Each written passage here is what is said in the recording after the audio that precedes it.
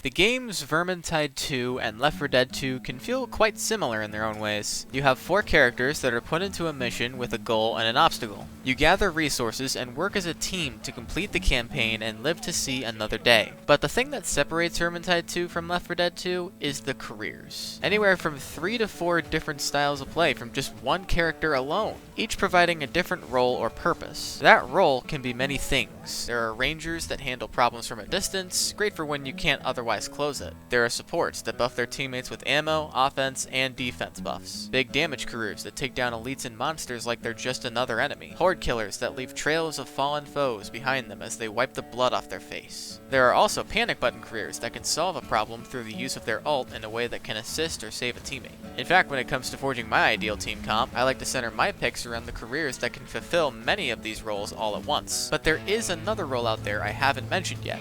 One that comes in many sizes, but can't be beaten by any other of its type. Tanks. And not just any tank, Ironbreaker.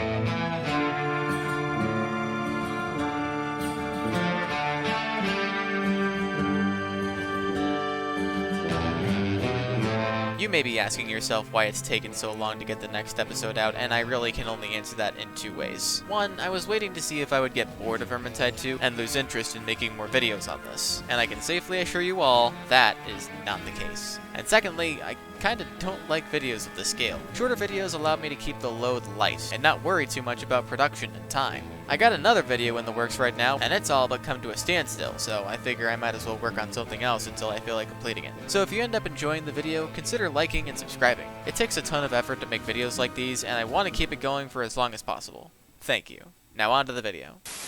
Alright, I got a lot of talking to do, and not a lot of time, so let's get right into it. First of all, what the heck is a tank? Tanks generally have more health and stamina to work with. Their strengths are as follows, but are not limited to: ability to contribute to hordes in situations where you just need a bullet sponge, without the part where said bullet sponge dies. They're not really good at killing monsters, but sometimes you just gotta bide your time and go at it slow. But don't worry, it won't always be like that. Sometimes it can be really easy. I could get into all the different kinds of tanks in the game, but really we're only here for Ironbreaker, and that takes too long, so we'll focus on him specifically. And besides, how can you know what one tank can do that another can't? That's right, their abilities. You can completely negate one non-environmental or non-self-inflicted tick of damage, regardless of how devastating the hit, every 20 seconds. And you also take 30% less damage from all sources at any time. Translation, you never take damage. And when you do, you have 2 talents that can help you build your health back up. I'd recommend Rockbreaker if you're using shields, and Grudgeborn for shields and any other weapons. And it's best you just ignore Hearthguard.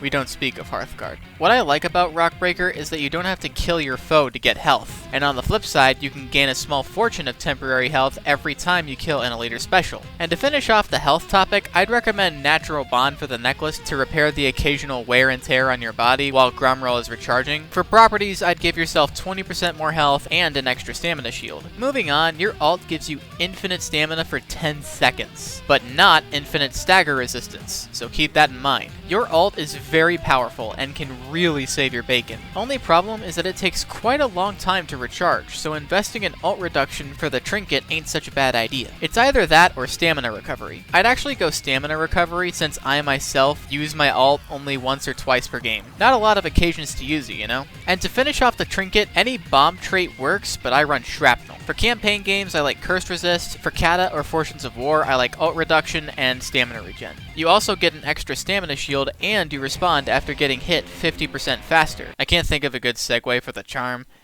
so I'ma just add it here. So the charm. The must-haves are decanter and attack speed. From there you can do whatever. I do power versus armored so I can think my ranged weapons are killing enemies faster. In summary, you're given abilities that make the career stupidly easy to play, but that doesn't come without flaws. Particularly his melee output is lowered compared to his other options, his ammo can't manage itself as easy as it can with Ranger or Outcast NG, and depending on how you play him, his overall gameplay can feel slow and sluggish. But don't let that fool you. He is a tank unlike anything you'll ever see. He is a tank, a horde killer, and a panic button all in one. Also, before I get any further into the video, please keep in mind that everything I discuss in this video is about how I play him. Don't assume this is how Ironbreaker should be played. Thank you.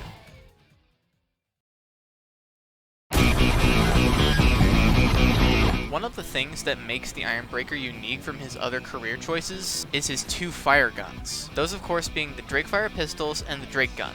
And I'm not gonna lie, I like them both. But if you forced me to pick one of them, I'd probably go with the pistols. It's nothing against the flamethrower, it's just that I'm sick and tired of sacrificing all my mobility while I furiously charge my flames while enemies come from every which way. One thing hits me, I lose all my charge, spit out a little extra charge just for the shits and giggles, and cry myself to sleep. The thing about flamethrowers is that they're so good, but they can be so bad. If you don't give yourself the time to position yourself right and the time to charge, the flamethrower just kind of makes you vulnerable to getting slapped around. And I have had it with the Packmasters. I still get nightmares over all the crap I'm helpless to stop. All the Blightstormers and gas rats and leeches and assassins. I could deal with that, but the bane of my existence, the stain on my shirt, the spill on the god-blessed floor, are those weed dispensing assholes that rush you during a horde, grab you, pull you away from the team that you could have sworn was right behind you, but instead decided to push forward despite the fact that the horde was clearly coming from behind.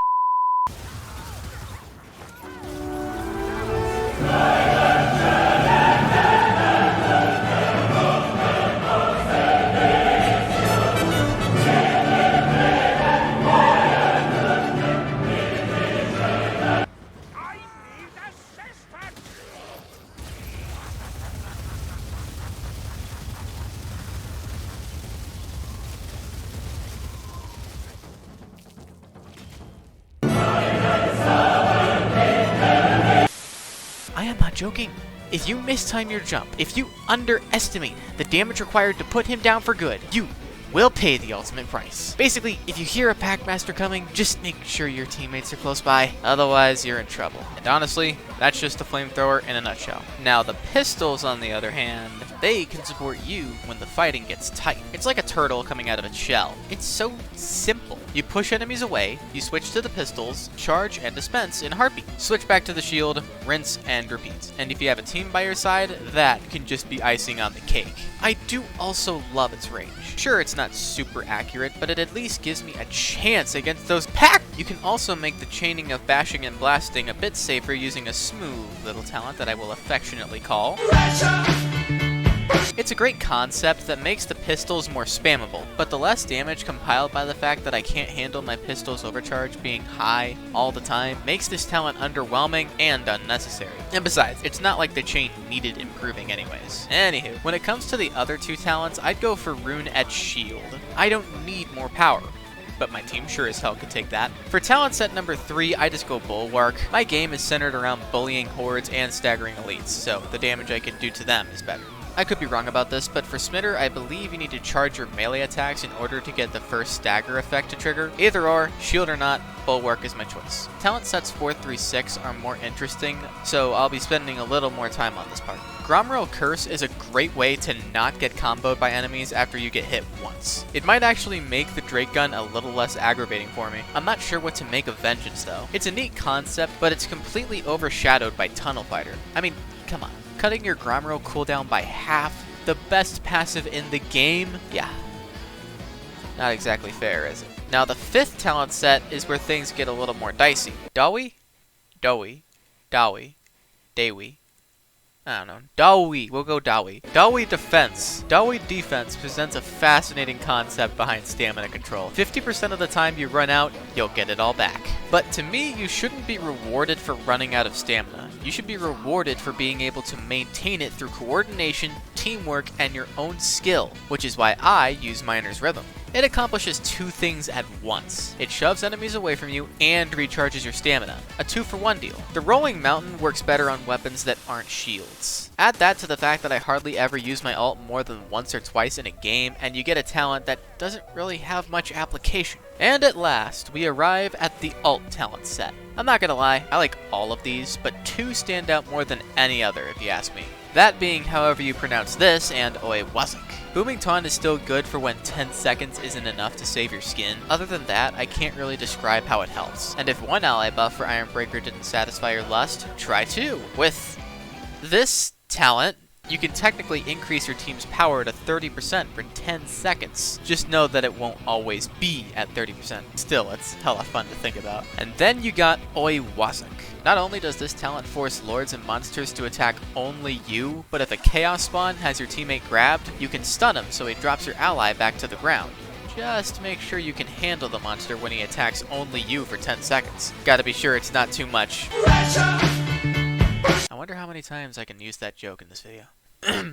So we know what talents we like, what talents we can find situations for, which ones just don't work, what jewelry properties and traits I like, and what ranged weapons I like to use. So all that's left are the weapons. And what better weapon to start with than the one that got introduced a couple months back? Let's do this.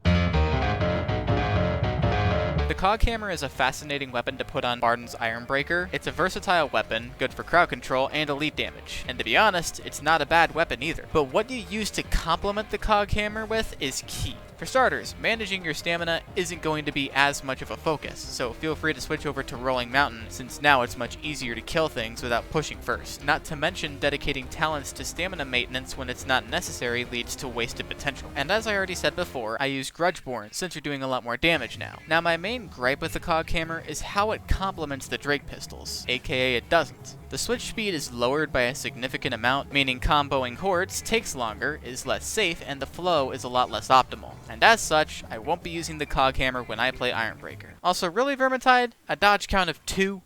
2? Say what you want about the pick, but its switch speed after swings is exactly what I'm looking for. It has similar swing patterns as the Cog Hammer, but its attack speed is significantly lowered. And if there's anything you need to know about how I play this game, it's that I love fast weapons. In practice, I can do alright. The biggest problem with the war pick is mostly dealing with more than one elite at a time. You see, I am fully aware that a fully charged hit can devastate enemies, even more so if it's a headshot, but it takes way too long to fully charge, and either way the attacks are too slow. And far too often, I count the number of hits it takes to kill a single elite and think to myself, huh? You mean to tell me that a charged critical headshot does not kill a mauler? You're telling me it takes over 8 regular swings to kill a mauler? Yeah. And that's just maulers. Does it ever feel like when you use this weapon that it shouldn't exist? That it's so painfully similar to another weapon yet finds a way to be worse? The hammer is the equivalent of the mace for the mercenary, and if you've seen that video, you'll know that while I can appreciate the attack speed and stamina, the attack patterns can be a headache. The first swing has an unusually cruel amount of prep time. The switch speed is somehow worse than the war pick, and somehow it only has a dodge count of 3. The greatest thing this weapon has is its horizontal mobility. Chemistry with the dual pistols, however, the greatest chain I've found is the pushwhack followed by a swing with the Drake pistols. It's the only chain that has seamless switch speed. Otherwise, try next to none.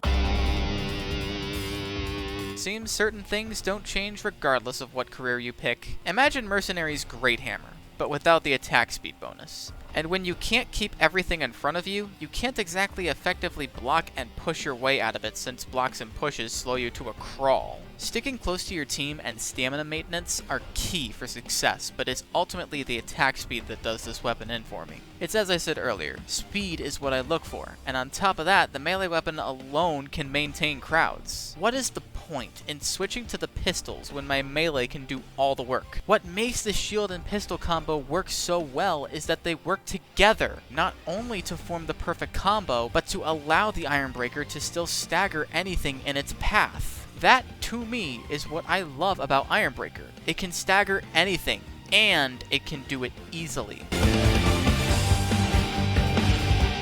Humor me for a minute. Do you think the Great Axe will handle any better or fit any better with my style of play? it's actually better. And the speed is what makes it so. You can switch to the Drake pistols much better than the Great Hammer. The attack patterns, although mimicking the Great Hammer, don't require the same amount of time, and that breaks the Great Axe open for me. I love it! So much so that it's one of my 3 weapons I can honestly say I'd be okay with using in a Cataclysm game. Good shit, Great Axe. Keep up the good work. Alright, I'm talking too much, so time for some quick lightning rounds. 2 little cleave, doesn't have the 1-2 combo like the shield and hammer does, and it takes longer to switch to the Drake pistols. Other than that, it's fine. Actually, no, it sucks. It doesn't have a shield, it has low cleave, and overall just doesn't fit the bill. Not an Ironbreaker weapon. Next.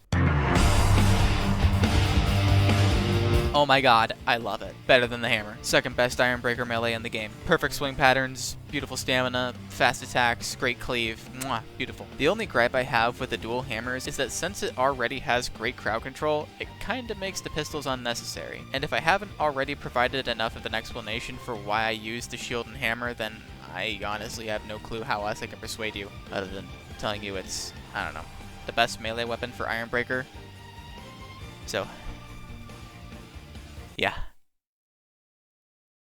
You know, Ironbreaker, when it's all said and done, is my favorite tank in the game, which is good since I'm not really into any of his other careers. His staggers rival nobody. His stamina is unmatched. He's not the best at melee, he's not the best at range, or supporting his teammates like a mercenary, and God bless me, it's not like I'm not trying that. But he is a tank. Tanks provide a very important role to a team. Sometimes just hits the fan, and you need something or someone to take control of the situation and either stall for time or just take the punishment so your team can regroup and bounce back. So if you haven't tried Ironbreaker, give him a try. And if this video somehow provides some kind of insight for how to accurately play him, or even make you want to play him, then I can take pride in that I'm doing something right. And with that, episode 2 is over. Thanks for watching. If you like what you see, then feel free to subscribe to me. I also have another Vermintide video in the description, so check that out too. And stay tuned for episode 3. I don't know what it's going to be yet, but I'm sure I'll figure out something. Until then, see ya.